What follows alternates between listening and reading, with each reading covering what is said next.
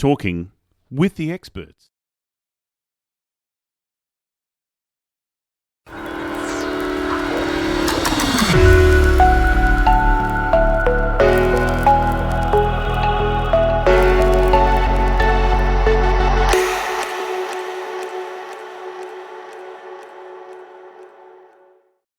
Hello and welcome to Talking with the Experts, and my guest today is Eugene Capon, and he is from the United States. And Eugene is a social media futurist, and Eugene's forward-thinking attitude towards how we connect using technology has been at the forefront of his mission to connect with the world.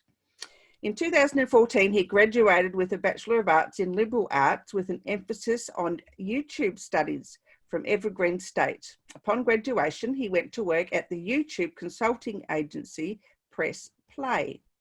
Since then, he has been an avid YouTube creator, making 360 animated shorts, which have gained millions of views on YouTube, as well as making appearances to educate the masses on the evolution of the social media experience.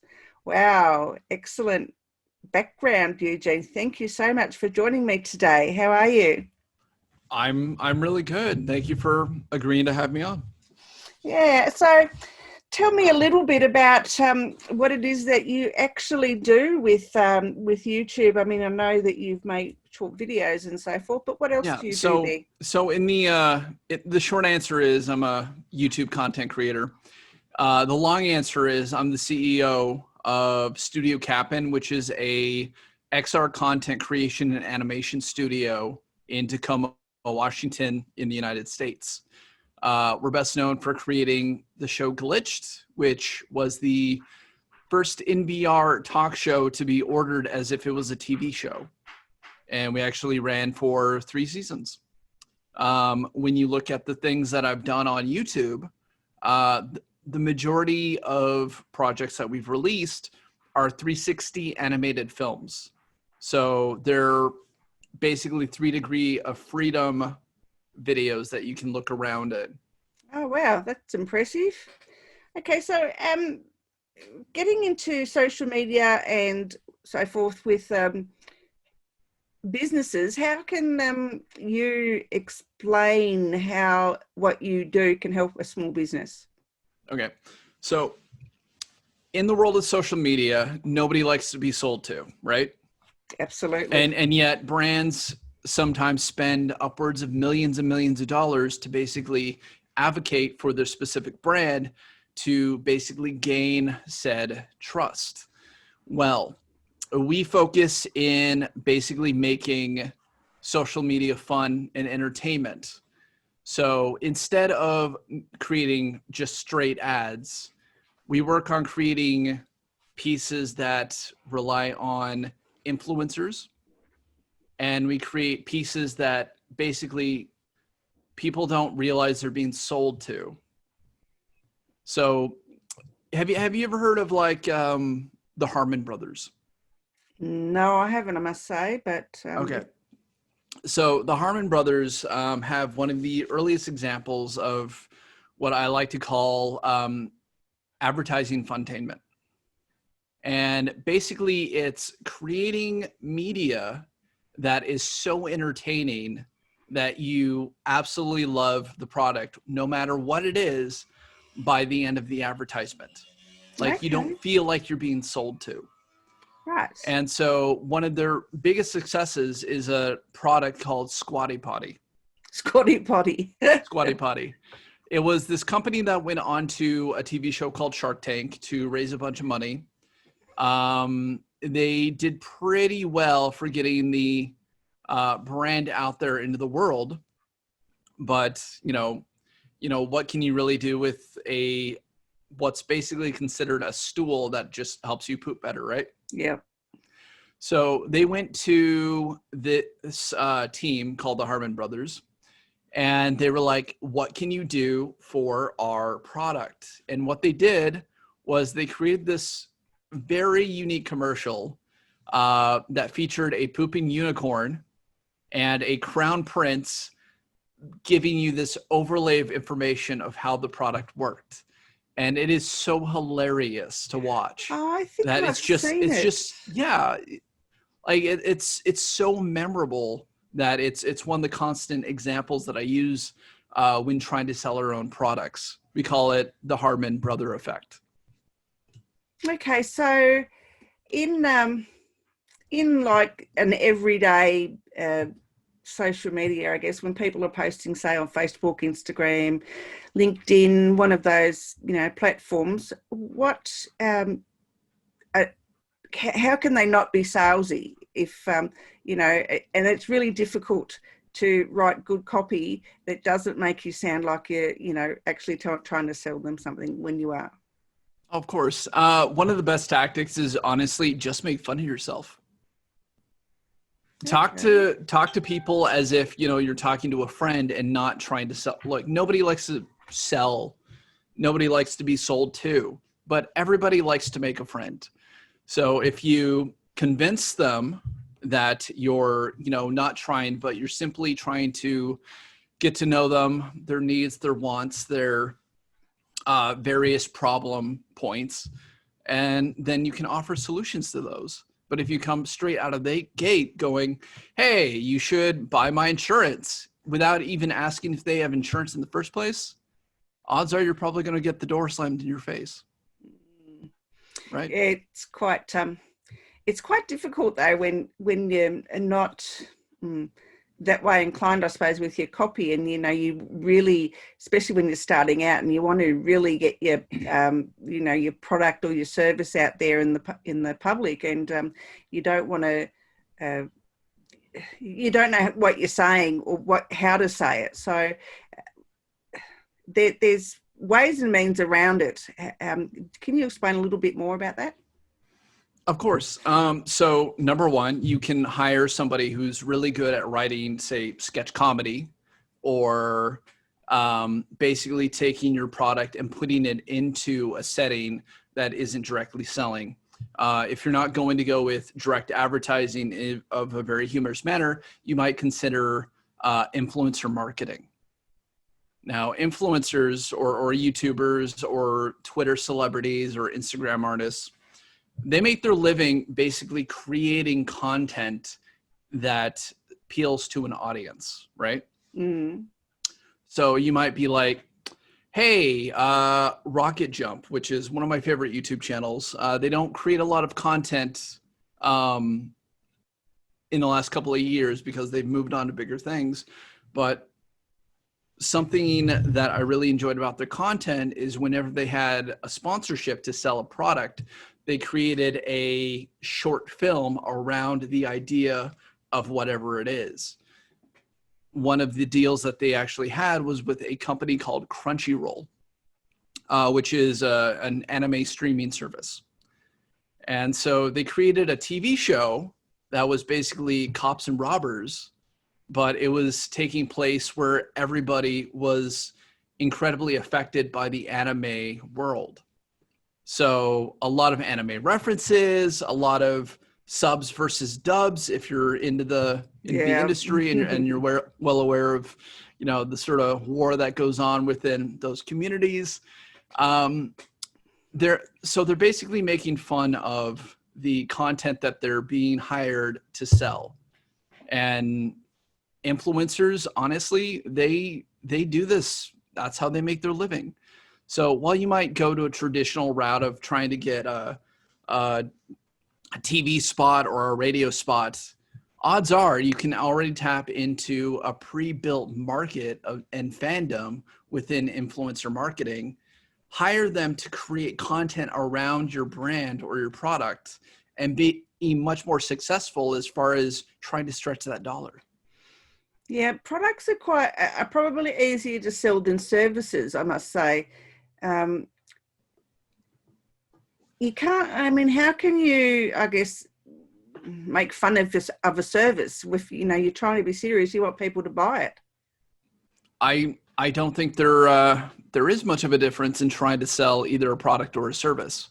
What it comes down to is are you trying to sell an idea or a concept or solve a pain point? So basically any product or service, what you're really trying to get value out of is, are you trying to provide value or are you trying to provide entertainment? So say like the music industry is a great example of this. Back in the day, we used to buy records, right? Yeah. Yeah. And then what happened? Napster, right? Yeah. Napster happened. Nobody started, everybody was downloading media, right? That was the evolution of how we were getting our music or evolving our music taste based on how new technology was impacting our society. So what happened after Napster became a thing? We changed to streaming media. And if you couldn't sell the songs directly, say like through iTunes or something, you know how they used to have like that 30-second snippet? Yeah. Yeah. Well, they don't do that anymore, right? You just sign on to Pandora or Spotify and you listen to your favorite artist's record for free, but you might end up listening to a couple of ads along the way, and that's how they're making their money. It's just a change of how you're looking at how the media is actually perceived and how the product might be perceived or the service might be perceived. Yeah. Now, I know that a lot of social media things, I mean, I'm talking more like Facebook or LinkedIn, are moving towards more video content. Mm-hmm. What is your advice around that sort of way for a business owner to advertise? I think hiring a video professional to basically make content. Well, let me ask you this. I really do think it depends on where you are in your career or your company's longevity.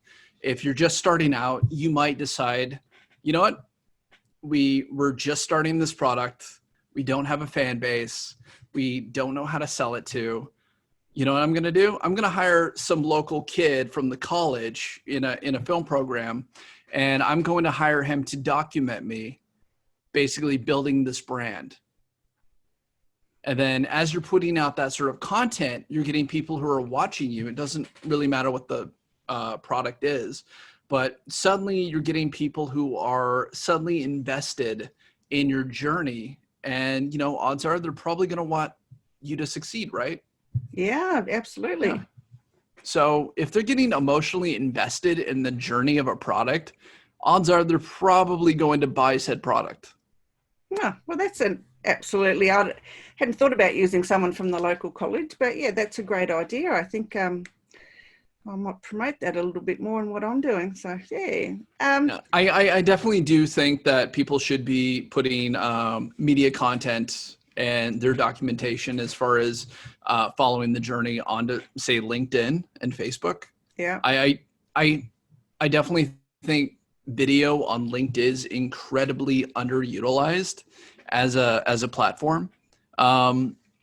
We've actually had a bunch of personalities come out of LinkedIn as like professional, like brand development gurus or social media influencers, even though LinkedIn isn't traditionally known for those sort of things.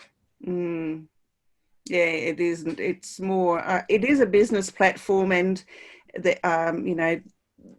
try not to use it try not to use it as a Facebook platform. And so, keep them sort of separate. I mean, that's my philosophy anyway. I use LinkedIn as a more businessy thing and share more business content, where on Facebook I tend to share, more laid back content. So, and that's what I've been finding anyway on there. And it's really hard to get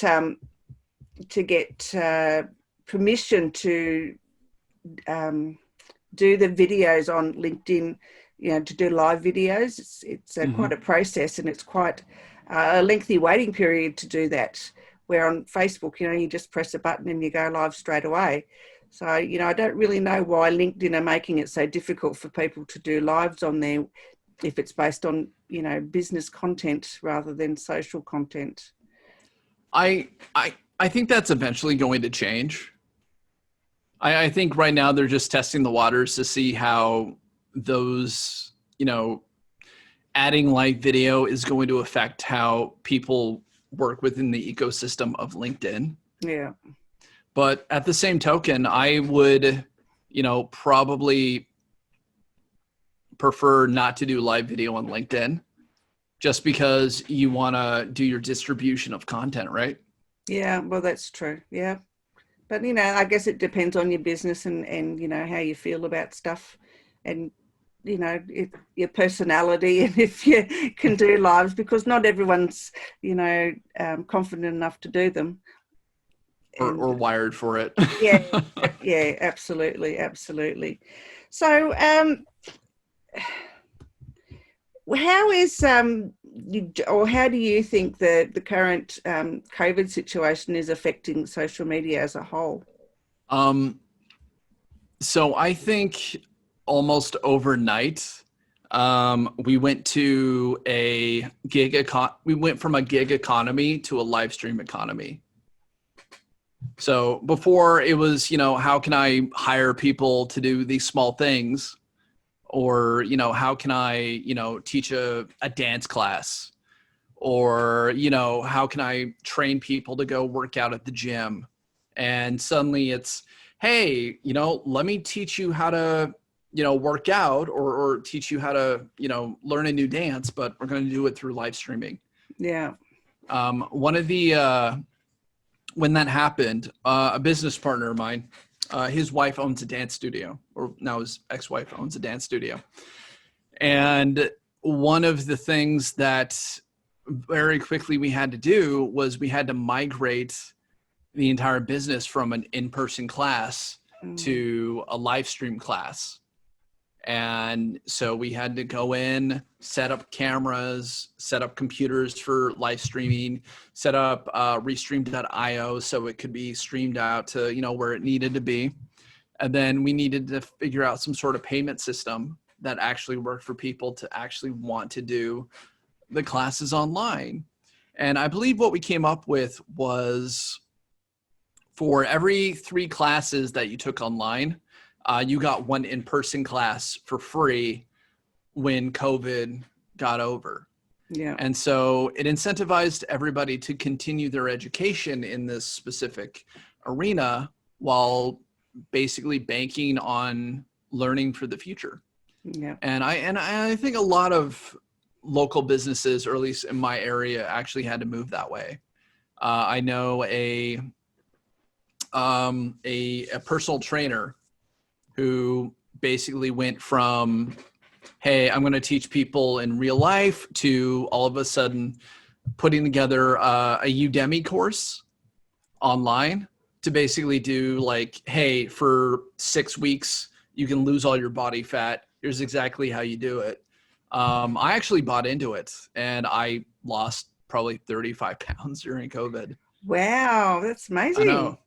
Yeah. Cool bananas. And I think part of the live stream economy is really backing on low effort, high efficiency, which is the thing most entrepreneurs are actually practicing already. And I'm sure you do it too, right? Well, yeah. I work long hours too, so yeah, but not as long as you, like 5 a.m. to 11 at night. That's a long day. I take a 2-hour break to go to the gym halfway in there, usually. Yeah. Wow, amazing. Now, I know that people have had to move their businesses online. Does it have to be expensive? No. I mean, you can work from home, right? Yeah, but I mean, you can. I think it was Pinterest that paid like millions of dollars to get out of their lease. Wow. Just because everybody is working from home anyway, and they were going to save money in the long run by, cutting out their lease.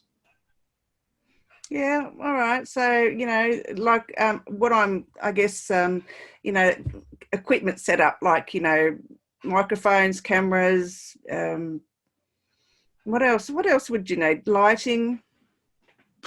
Well, for most for, most jobs, you probably don't need lighting. You don't need professional mics. I mean, a simple Logitech webcam and a laptop would probably suffice for most people. If you're a professional entertainer, though, or you're doing some sort of online streaming, that's definitely going to differ. You're probably going to want, say, like a Blue Yeti microphone, which is actually what I'm using right now, thanks to a gig that I used to do for Skype. What are you using? Like, what's your setup like? I use a Rode Mini. Okay. Yeah, and I quite like it. I looked at the Yeti Blue, and I couldn't see much difference in the quality, or I think maybe cost was a little bit of a factor. I think the Rode was a little bit cheaper, but yeah, I don't have any issues with it. If I had to be on the road, I think my Alienware laptop would be absolutely fine for doing like low-key streaming, doing like mini interviews. I might grab my my little M50 and my Rode mic for doing like vlogging, or to side record and then match up the audio in post, right? Yeah. But for the bigger projects that I have, because we do like animated films, we do need something a lot more robust. And we actually got a sponsorship from a company called Puget Systems. Yeah. And they hooked us up with an $11,000 render PC. Wow. Right. I think it's 250 gigs of RAM. Oh, huge. Send it my way. But it's needed for, the sort of content we do, which is, 360 video, and not everybody can afford to do it in a animation capacity. Yeah. Yeah. So I've noticed you've got a couple of YouTube channels, Eugene. Can you tell me Studio Capon and Eugene Capon? So which one is the one that people should follow the most? People should probably go to the company YouTube channel. The channel has over 10 million views, 20,000 subscribers. That's actually the channel that prompted us to sell Glitched for 3 seasons. It also prompted me writing a series for Skype on digital streaming. And we try to put up a 360 animated film every 30 to 45 days. Tomorrow we're actually releasing Flappy Bird. I'm not sure when this is going live. So October 1st is when our next project is going live. Yeah. But you'll be able to find not only a couple of review videos, but some of the bigger 360 animated pieces that we've done. We recreated the first level of Super Mario from 1985. Wow. As a 360 animated film. We did a haunted house version of Pac-Man. That was really cool. We've done Space Invaders. We're just really rebranding and repackaging our love of retro video games. Yeah. And now we're with the more personal channel. It's basically vlog content, the Eugene Capon YouTube channel. And we're moving from, somebody once told me on YouTube, you either are in one of two camps, entertainment or value, escapism, or you're teaching something. Yeah. And I say, why not have both? Yeah. So I try to put out these 5-minute vlogs, and I always stop within it to try to teach something or give some sort of value. And I make every video, every vlog exactly 5 minutes. Okay. Because I feel like, let me ask you for 5 minutes if your time is not that big of an ask. No, it's not really. All right. So is the Studio Capon, is that a paid subscription channel or no? No, it's not. We put out everything for free. You will have to maybe watch a couple of ads. Yeah. Part of the streaming model, right? Yeah. Yeah. Ah, cool bananas. That's a great thing. And your website, High Tech Influencer. What's that one about? So I give talks on the future of technology, specifically how we get to the metaverse. Right. What is the metaverse? The metaverse is the eventual replacement of the internet. Okay. Yeah. Did you ever see the movie Ready Player One? No. Or The Matrix? Yes. Okay. So The Matrix is essentially what the metaverse could be. So instead of surfing the internet and looking at websites, you might put a VR headset on and teleport into worlds of information. So you might go to the library, you might go to work, you might go to Disneyland, all within a VR headset. And when the technology becomes good enough, it'll be a lot more lifelike than what we currently have. Wow, that sounds quite intriguing. And yeah, wow. And Studio Capon, that's obviously your business. So do you have anything to promote at the moment?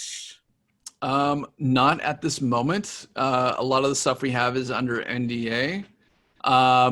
Flappy Birds is coming out tomorrow, which I recommend you go check it out.